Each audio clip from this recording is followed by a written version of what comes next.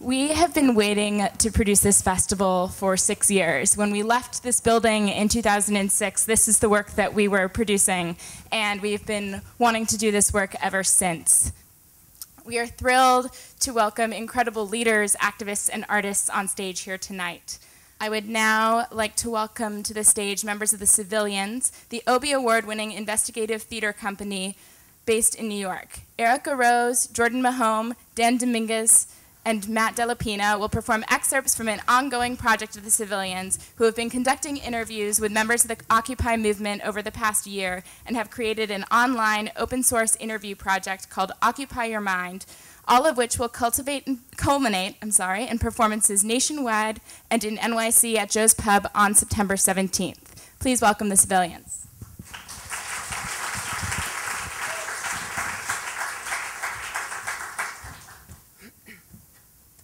I came down to Zuccotti the first day, and I came with my best friend, and we ended up staying the night, and then we didn't leave for like 2-something weeks. I got involved in the Direct Action Working Group, which was this kind of hodgepodge of really devout, like, self-identifying anarchists. And for me, I don't identify as anything. I don't really care. I just kind of go with what I think is right at the time. And so anyways, we became a very tight crew. So we had a meeting at my friend Ashley's house, about 30 people who were involved in kind of carrying out the tactical plan. And while we were still there, some cops had come to the apartment and were like, "What's going on in here?" And we were like, "None of your fucking business." So, like, that was weird. But that same night, I take 3 or 4 of the guys, they'd been staying at my house, and we go to my space. And I realize, one of them had used all my roommate's instant coffee. And I was like, oh, shit, I gotta replace it. She's gonna be pissed. So I go down to the bodega. But immediately, I come outside, and there's like 2 cops outside my door. And I immediately close the door behind me because I don't want them to go into my building. And I'm just like, "Look, what's up?" And they're like, "Yeah, we need to get into the building." And I was like, "Well, you can call the supervisor. What do you need to get into the building for?" And they wanted to do a security check. I was like, "Oh, well, you know, call the supervisor. I'm not letting you in." So I go to the store, get the coffee, and I come out. And this was like my regular bodega on the corner. I come out. And there's a police van, like, suddenly, right there. And, I mean, like, that's not abnormal. I mean, for a police van, it is. Normally, there's like a cruiser that sometimes parks there, sometimes parks the next one up. But the van was a little unusual. And as I'm walking back, it's following me. As I'm walking down, like, 2 blocks, and I'm just like staring at the 2 cops that are still outside my front door, as this police van is obviously following me.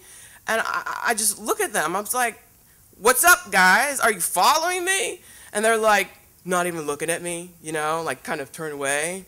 So I arrive at the 2 cops, and the police van like pulls away, turns around the corner, and I'm kind of stuck in this dilemma because I know if I open the door, they're going to enter my building. And there's only 4 units in my apartment, all rented out by women, one an elderly woman. So I was really concerned. And one, is there like something happening in the building? Like, is someone having a problem? And they're like, no, you know, it's not your business. This is a security check. And I'm like, I know, but there's like 4 women in this building, this apartment building. Is there like a situation happening? Like that if I go upstairs, is there like a robber, like a rapist? Like, give me a hint, you're supposed to be the fucking cops.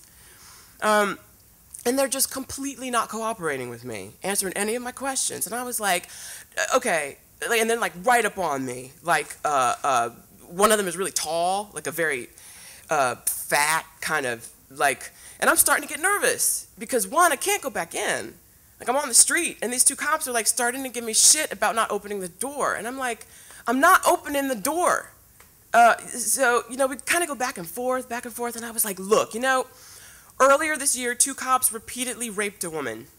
You know, like I don't feel comfortable with 2 male cops standing in front of me and trying to enter into my building. And I'd appreciate it if you would back the fuck up so I can enter my apartment. So eventually it gets into this kind of like screaming match, and they back off a little bit because I'm like really uncomfortable at this point.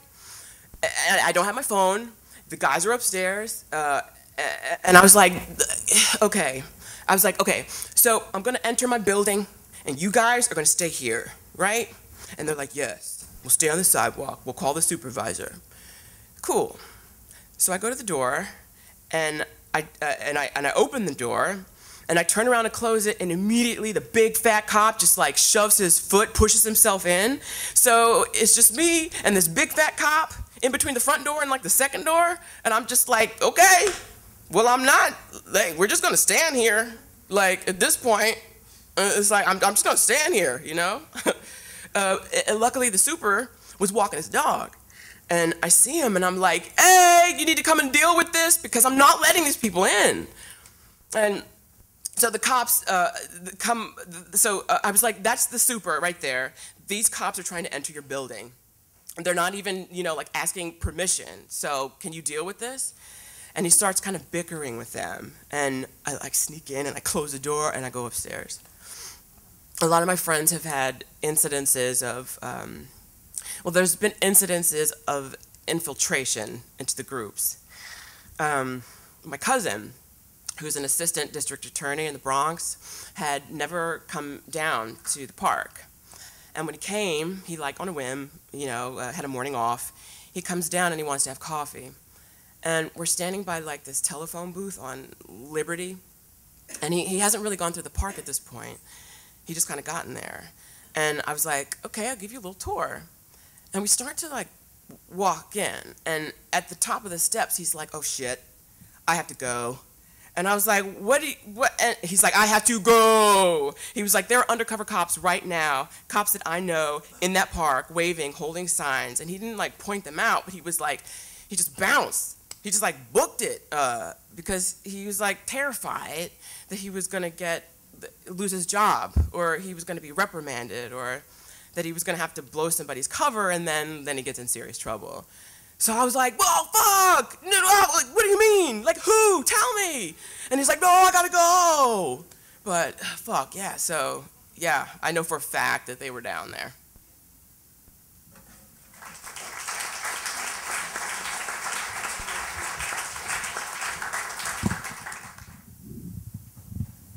I'm from Philadelphia. Now, this is my first time ever in New York City.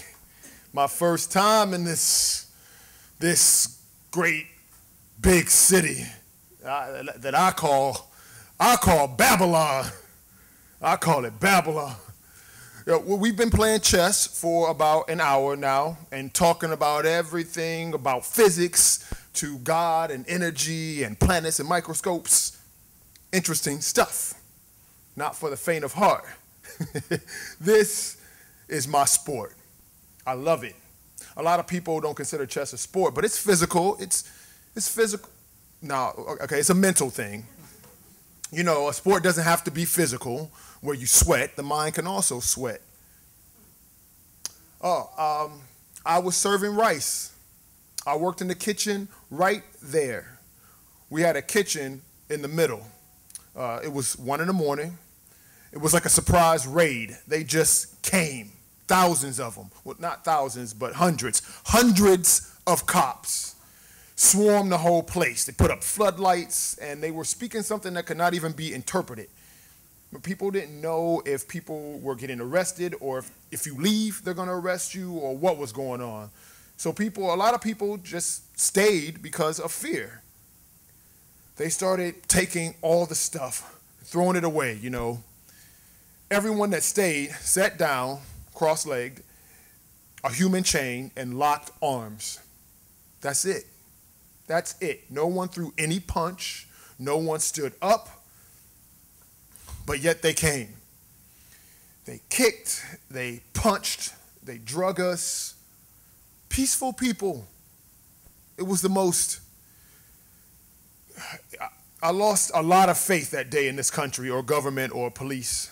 And look, we came here to express freedom of speech that we're supposed to have. You know, it breaks my heart to be an American. I love this country, you know, but now I have no faith in my government. Before here, I had 2 companies. I had a moving company and I had a home remodeling company. I was doing really well for myself, but others around me were suffering. My workers had to suffer. In home remodeling, people started using cheap labor, the Mexicans, people they got willing to work for $15 a day. So me, as an honest man that was trying to work, make an honest living, you know, pay my workers a worthy wage, in order for me to compete, I had to pay my workers like shit. Otherwise, I could not go and bid on a job properly, you know? I'd lose the contract. It's crazy, you know? I didn't want to be a part of that anymore, so that's why I came. I have a 3-month-old son at home right now. I left him to be here because I fear for his future. That and many other reasons, you know. Yeah, I miss him every day. I miss him very much. I love him. But I could do anything for him in life. I could buy him things, but what can I do but fight for his future by being here, you know, trying to change this world, you know, at least if I tried. I seen a man right here in the park. I seen a man had a house for 20 years. Right here in this park, he had a house for 20 years, a family. One day he lost his job. He couldn't pay his mortgage anymore. And the sheriff's department, hundreds of them, not hundreds of them, but about 20 of them, bankers came, knocked on his door, told him and his family they had to get out. Now they sleep in a van, him and his family. He said it broke him, broke his heart, broke his soul. So, and it touches you, you know, it really touches you. It makes me not want to be a part of this world. There's another world just outside of here where people go on about their daily lives because they're not affected. It makes me want to stay right here because this is where it's real. Believe it or not, this is real. This is reality. Outside of there isn't reality. They live in a fantasy world until one day we see we're affected too. And from here, this reality, we have to change it.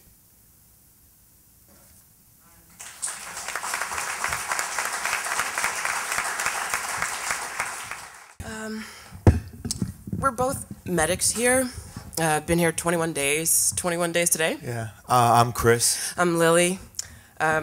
We have a lot of people who are living here, so it's pretty much like most of the time we're playing like mom or a school nurse for the most part, but yeah, we're playing mom. Yeah. I'm great at playing mom. But sometimes, I mean, we definitely had a lot more injuries from police brutality. We've been dealing with a lot of pepper spray because people have been getting sprayed a lot. The one video of those 2 girls getting pepper sprayed, there's probably been like 5 times that amount. They're getting a little wild with their batons. Like the other night, there was a group of kids who were kind of trying to initiate a riot. And we're not about that at all. We're a very, very peaceful group. But they were pushing over barriers and stuff, so, I mean, those kids had what was coming to them, but we treated 3 different girls who just happened to be near them who got pepper sprayed. Yeah, we have this mixture made of half Malox, half water that you squirt in the eyes, you know, it acts as a base and it clears out all the toxins and the peppers. It's so funny, it looks like milk. It looks like we're squirting milk into their faces. Yeah, sometimes I want to put it in my cereal. The other day, a kid who got hit in the shin with a baton just split his shin open with a baton. He was like a tiny, tiny guy. We also have a lot of handcuff injuries, you know, people who get nerve damage. Other than that, we've been dealing with a lot of mental illness too. I mean, everything is free, so we're a huge kind of where all the homeless people tend to be flocking as well. Mm-hmm. And when I say mental illness, that's in a very broad scheme of things. The people who treat this as like a full-time job and maybe get 2 to 3 hours of sleep and that have been doing this since like day 1, so 21 days now, are really starting to they're starting to lose it a little bit. just getting so stressed out and tired. And we try to help by like taking them. I live in Brooklyn, so I bring people to my house to sleep, get rested, shower and stuff. A lot of people do that around here. There was one kid, like you said, it's a community, and this one kid I was talking to a few days ago who was here 5 days prior to that, and I love that he said it in this way. I go, how long you been here? And he says, oh, I moved in here 5 days ago. So many people around here bought one-way tickets, one-way plane tickets from California and Oregon and Washington. They're like, yep, that's where I'm living now. I quit my job and now I'm here. I just happened to be moving again, and it was going to be Austin, Texas, or Brooklyn, and I was like, well, I'll be moving to Brooklyn. I'm moving to Brooklyn, so then I'm right there for the occupation. We'll be here however long it takes.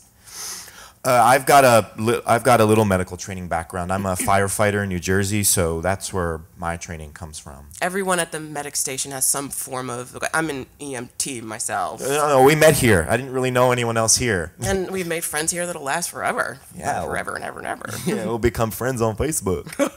No, we're not on Facebook. No, I've had one, since 20 days of being here, I've had one friend request on Facebook. I thought that was amazing. Just one, you know, it's great. I haven't been on Facebook in probably like a week and a half. Like, I checked it the other day, and I was like, there's only one friend request. Like, that's awesome. I'm just going to get rid of this thing. 2 days ago, when there was like 30,000 people down here, it was because of all the unions. And yeah, Wednesday, and it was like the walk out of school day. Probably one of the best.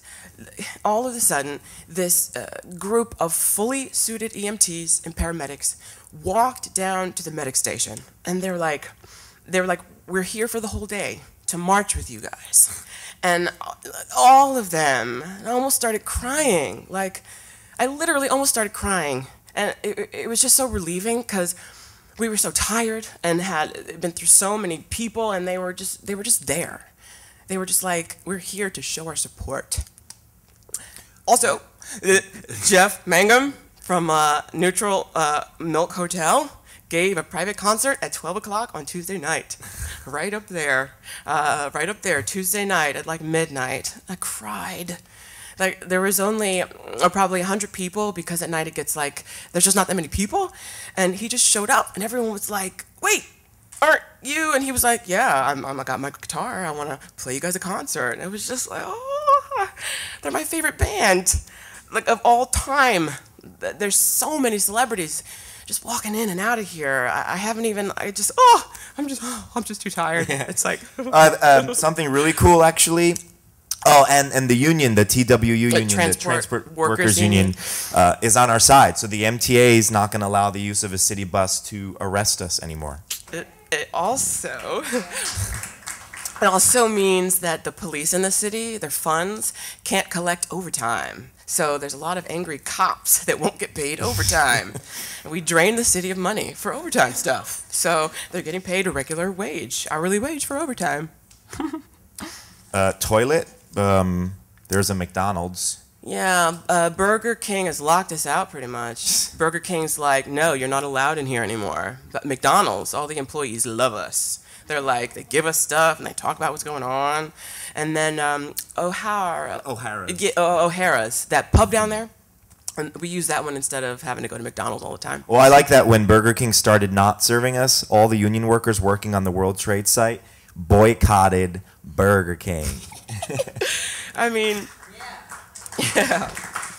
I mean, like, we are in the walk. I mean, when you go, because they had that big art gallery, that 9/11 Memorial Art Gallery on Wall Street, and from there to there, it's a direct walk.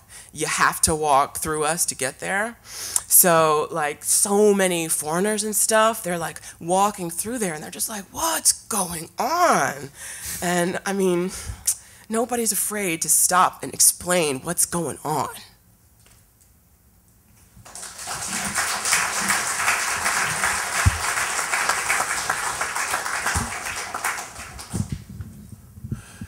Hey.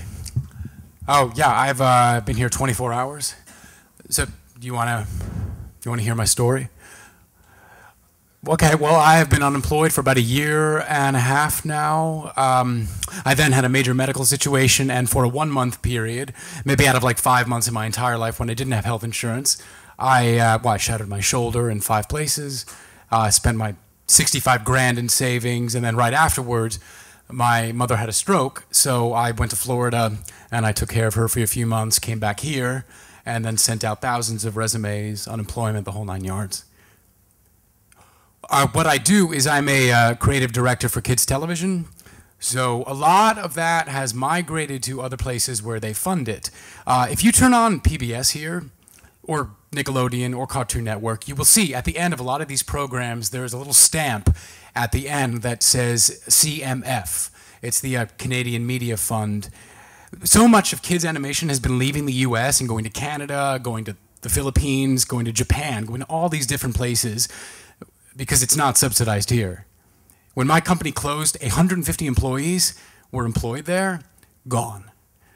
About half of the animators moved to Canada, well, because they could get work there.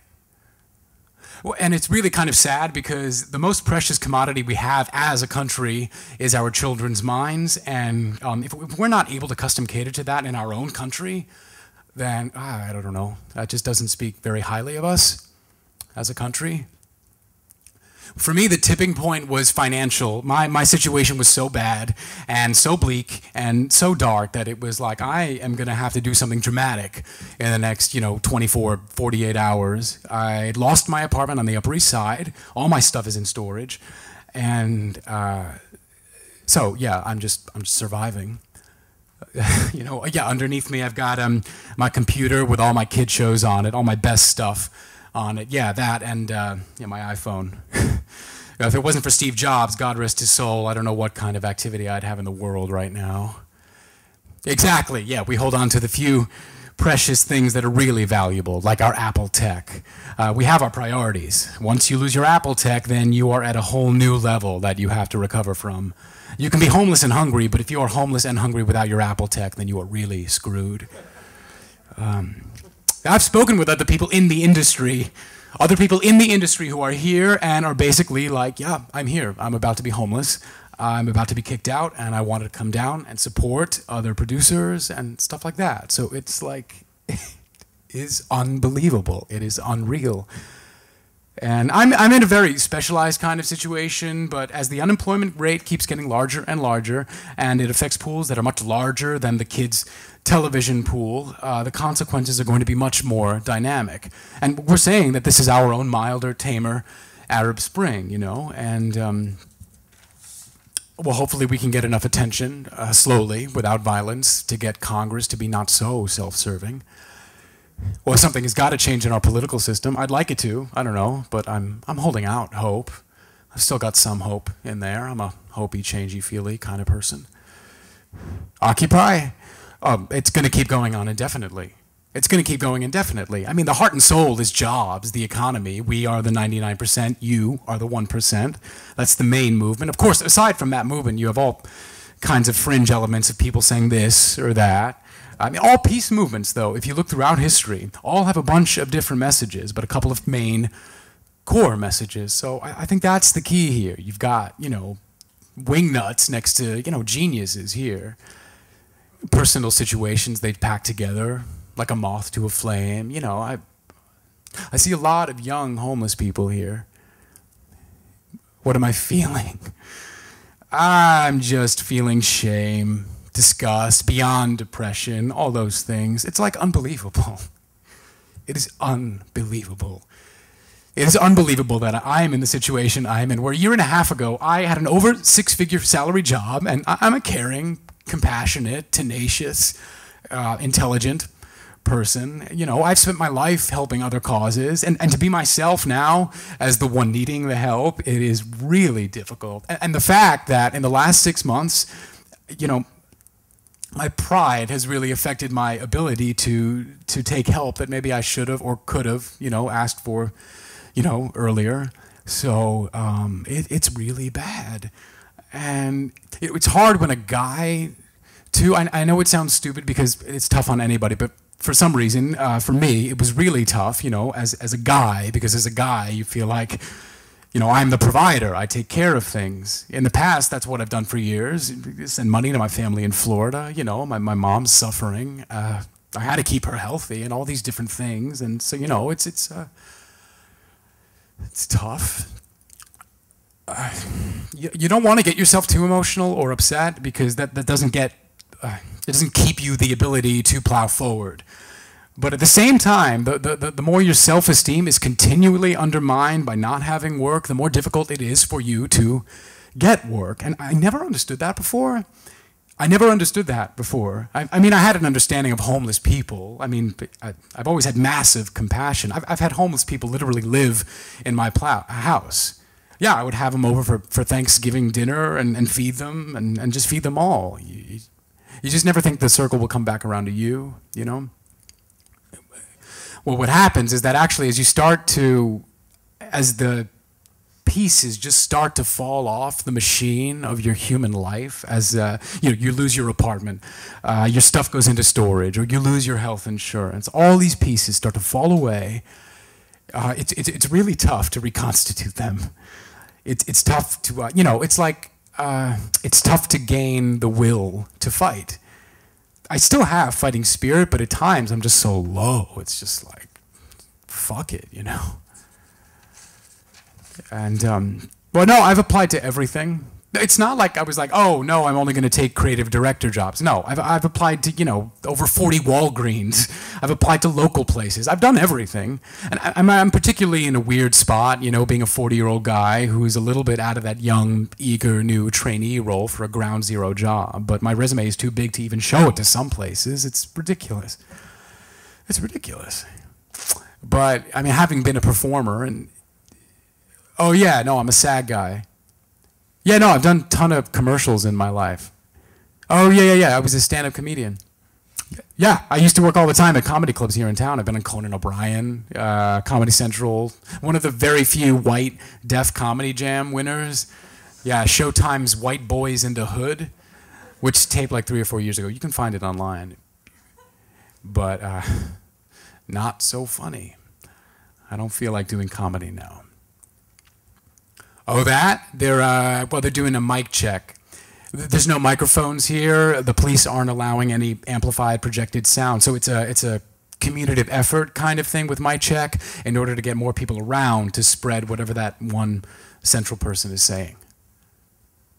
Thanks a lot.